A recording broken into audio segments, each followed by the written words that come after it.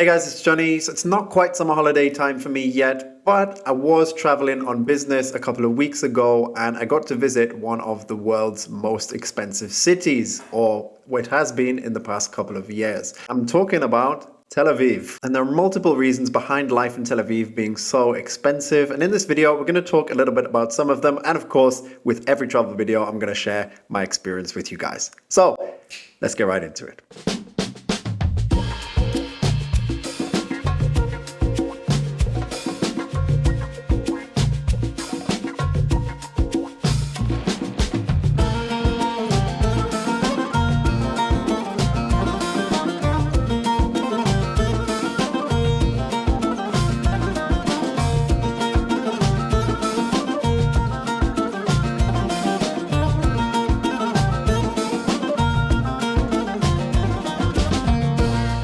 So Tel Aviv is along the Mediterranean coast and is the second most populous city in Israel. And in 2021 and 2022, it ranked both times in the top 5 most expensive cities in the world.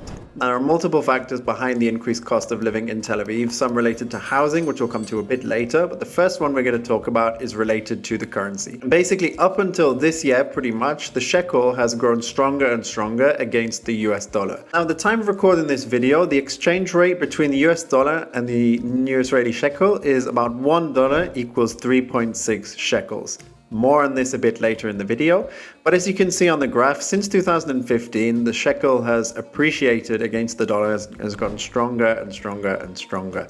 And I'll show you the exchange rates in pounds and in euros as well, but do keep the dollar exchange rate in mind. And behind the shekel's appreciation is the attractiveness of cities like Tel Aviv for foreign direct investment, particularly when it comes to tech companies. There is a big tech hub and a lot of tech startups and companies based in Tel Aviv as well. And that's really played a part in driving a very strong local and national economy. And now, as you'll see at the end of the chart, this year the shekel has weakened and the US dollar has gotten stronger, and that has pushed Tel Aviv down the rankings of most expensive cities. So it's no longer as expensive. And so now if you're visiting, your dollars, your pounds, your euros will go much further in local currency than previously. So how much does stuff cost in Tel Aviv? Well, let's start with a few things that locals might be looking at, such as house prices, rent, fuel and supermarket items, and then we'll go into some of the costs from my travels. So sources say for a 4-room apartment in Tel Aviv, you'll be looking at least $2,000 a month in rent, which translates to about 7,000 new Israeli shekels. And checking out some of the rental announcements on some of the real estate agents while I was there, I was able to confirm this as well. You know, the lowest prices I found were for smaller apartments, and it was starting at about 6,500 shekels up to about 9,000 for some bigger or nicer apartments. And because housing is currently in short supply in cities like Tel Aviv, and there's a lot of pressure from a demographic perspective, that's also forcing property prices and rental prices up as well. Going there, I could see a lot of new construction, very much looks like Dubai in that sense. There are a lot of cranes, a lot of skyscrapers and tall buildings being built. But essentially, it seems that there is a housing shortage in Tel Aviv right now. And thinking about the cost of buying an apartment in Tel Aviv, sources suggest that the average apartment price in Tel Aviv is at least $1 million. And if we break that cost down to a price per square meter, then it makes Tel Aviv more expensive, or comparable at least, to cities such as London and New York when it comes to buying property. So many people are looking in the surrounding cities such as Ramat Gan, Herzliya, where property is a little bit cheaper, and even further afield in cities like Be'er Sheva and Haifa, where property is much, much cheaper than in Tel Aviv. Israel actually imports a lot of its oil from outside of the country, and as a result, charges VAT, fuel tax, and customs tax on fuel. And as a result, I can imagine that living there and running a car would be very expensive. To give you an idea of the cost of fuel, at the time of doing this video, global petrol prices had the price of 1 liter of oil in Israel at $1.97. That's almost 3 times what a liter would cost you in Dubai, and it's also more expensive than what it would cost you in Spain and in the UK. Going to the supermarket is again not cheap. I didn't really get a chance to do this and do a proper investigation firsthand because number one, I ate mainly in restaurants while I was on my trip. And number two, staying in Jaffa and staying in Tel Aviv, there wasn't really many big supermarkets. So It was only really like express, small supermarkets. And I don't just want to make a blanket statement and say that these are the prices of everything in the supermarkets in Tel Aviv. Anyways, I did go into one supermarket and had a quick look at the prices, so I'll share with you what I found there. So for a pack of biscuits, you can expect to pay between 12 and 15 shekels. For some crisps, or a packet of crisps, you can expect to pay about 4 shekels. A litre of milk will cost you between 6 and 10 shekels. A milk alternative such as coconut or almond milk will cost you between 12 and 15 shekels. A pack of yogurts or a tub of Greek yogurt will cost you 20 shekels. Yes, expensive. Pasta can cost you about 7 shekels for 500 grams or up to 12 shekels for a kilogram. Much more expensive, again, than I'm used to in Spain. And I bought a 6-pack of water bottles and that came to about 6 to 10 shekels. So as you can see, quite expensive. And doing a check on Numbeo, again, prices in Tel Aviv are comparable to cities like London and New York, where groceries are typically very expensive. So this is Jaffa. So you can see over there, it's Tel Aviv. And here I am at the beach, Jaffa, turn around. Crazy contrast there of the new and old. The big buildings of Tel Aviv and then the older, more historic architecture in Jaffa. These two cities were kind of joined together at one point, hence the name now Tel Aviv Yafo. A lot of investment in Jaffa, there's a lot of cool places, cool things to do. It's really nice, you got people riding around on the bikes, on the scooters, so yeah.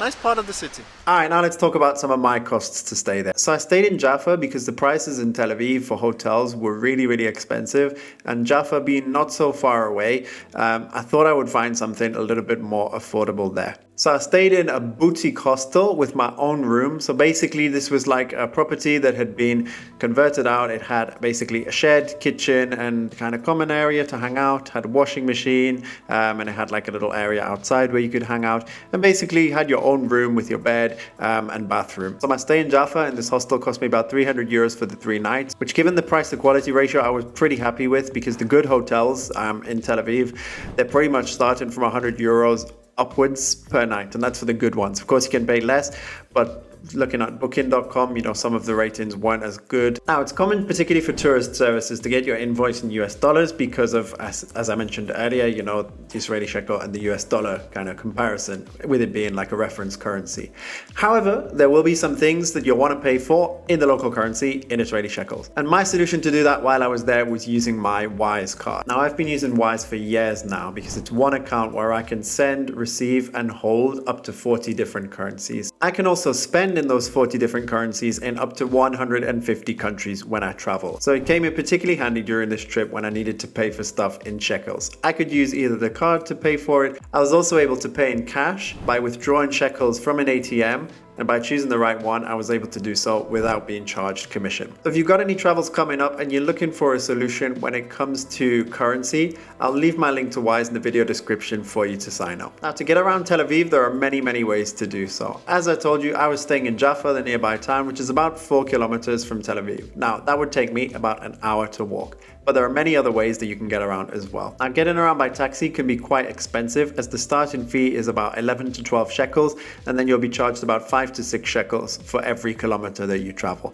So that can quickly add up. Tel Aviv has a tram, a metro, and a bus service, and an average ride on this will cost you about 5 shekels. There's also a car sharing service in Tel Aviv called Autotel as well, where if you sign up and pay a monthly fee based on how frequently you'll be using the car service, you'll essentially pick up the car from your starting point, drive to where you need to be, and you'll just pay per kilometer, per minute for your use of the car. Personally, my favorite way to get around, thanks to the number of bike lanes that there were in Tel Aviv, was by e-bike or scooter. In Tel Aviv, you can get around using Lime, you can use Bird, and there are a couple of other scooter companies as well. I was amazed by two things. First, the prices, which were really affordable, and there were ride passes as well, which I made use of. So I essentially ended up during my trip buying 2 60-minute passes, which cost me 40 shekels each, so 80 shekels in total, and I used them both up. There were other options such as 100 minutes and 2 hours, which were a bit better value for money, which if I'd thought a bit more ahead, I probably would have bought one of them. The other thing that really surprised me was the infrastructure for these scooters and for bikes in the city. There are a lot of bike lanes, and it made it really easy and quite safe to get around as well. Now let's talk about the food in Tel Aviv, and wow. Every day I ate something that just set my taste buds on fire. I love the food there. There's a whole range of food options as well, but the most popular ones that I seem to find were typical like Middle Eastern restaurants where you can find falafel, hummus. Also a lot of Asian and Thai food available as well, and also a lot of burger places as well. And restaurants, though absolutely worth it, can be pretty expensive. So from my experience, you'd be looking to pay anywhere from 90 shekels up to 150 shekels per person, depending on how much food you eat, the quality of the restaurant, etc. But another thing that's particularly popular in Tel Aviv and Jaffa is the street food. In places like the Carmel Market, which is buzzing, and there's so many things to see, to buy there. You can find stores that'll sell you like a falafel sandwich for like 20, 30 euros. You can find hummus for a good price as well. And you can also buy Middle Eastern sweets from the market at a good price as well. And finally, let's talk about the cost of doing activities. Now, outside of my business trips, I was only in Tel Aviv for about 3 days. But I really wanted to visit Jerusalem. So I booked on a tour. Now the tour cost me 100 euros, more or less. And I think most tours will cost between this about 90 up to 120, 30 euros, depending on what kind of tour it is you're doing. My tour went to Jerusalem, essentially, took us around the city of Jerusalem. There are tours that go to Jericho, to Bethlehem, to the Dead Sea. And so included in that price, you'll get picked up from your hotel and dropped off by bus. You'll get to enter, some of the historic places in Jerusalem, like, for example, the Church of the Holy Sepulchre. You'll get to see the Western Wall. Depending on the day, you'll get to see the Al-Aqsa Mosque as well. It doesn't include, however, the restaurants and the gift shops that they'll take you to. Now, I gather that the gift shops and the restaurants and the tour operators, they have some kind of agreement. So they are a bit expensive, but, the gifts are good quality, and the restaurant is okay. But just keep it in mind, As I say, these tours are particularly good if you're visiting for a short period of time and you really want to see the main things. They're also good from a religious pilgrimage perspective. So if you're Jewish and visiting the Western Wall, for example, because of the importance in Judaism. If you're Muslim and visiting the Al-Aqsa Mosque, it's said to be the third most important mosque behind Mecca and Medina. Or if you're Christian and visiting, the Church of the Holy Sepulchre, which is essentially the site of Jesus' crucifixion. So visit to the Holy Land, fully recommend it. If you don't have time, do it with the tour operator. If you have a bit of time, probably say just do it yourself, organize your own logistics. You'll save some money and you'll get to have a bit more freedom in what you explore in a city like Jerusalem. And to finish off, a few final considerations for if you have a trip coming up to Israel. The working week is from Sunday to Thursday, like a lot of the countries in the region. But as a Jewish state, you'll find that Saturdays are a very, very quiet day. Besides restaurants, you won't find pretty much anything open because the Shabbat is kind of embedded in the culture in that sense that, it's a day of rest and that people don't really do much. But in reality, it's a day when people relax, they'll go to restaurants or bars and hang out. You might see people on the beach as well. If you've never been to the country as well, the experience at Ben Gurion Airport can be very interesting. When you arrive, you won't be stamped in your passport. Rather, you'll be given a slip of paper instead that you need to keep with you until you leave the country. Now, I wasn't really questioned on the way into the country. I did get a lot of questions as I arrived on the way out. I was asked about the purpose of my visit, where I stayed, if I'd packed my own bags, about my job, etc. This is obviously for security reasons and they're just doing their job. So just be truthful, just be honest, don't get nervous. However, if you visited a country that Israel is not very friendly with and you have a stamp in your passport from there, then do expect additional questions about that visit as well. And so as a result, make sure you allow at least 3 hours when coming back to the airport because there will be long queues, a lot of wait and a lot of questions to go through as well. There are companies that will give you kind of a VIP fast track service through this. Essentially cost you a few $100s, few $100 to, each way. If you're in a rush, you don't want to face the queues, or even if you're just a little bit nervous, it can make the process a little bit easier. At the airport, you can get a VAT refund on things that you've purchased in the country. Now, VAT is typically 17%, and you'll probably find it on items like clothing or maybe electronics that you've bought. So keep the receipts, and if you want to get a refund, you can take it to the VAT refund counter in the airport. Double check your invoice just to be sure, but more often than not, hotels won't charge VAT on the invoice because they'll know that you're a tourist. So guys, I hope you enjoyed this video. I really, really enjoyed this trip. It's a very, very interesting part of the world, and I'd love to go back and explore some more as well. So guys, till next time, I'll see you on the next one, and let's get this money.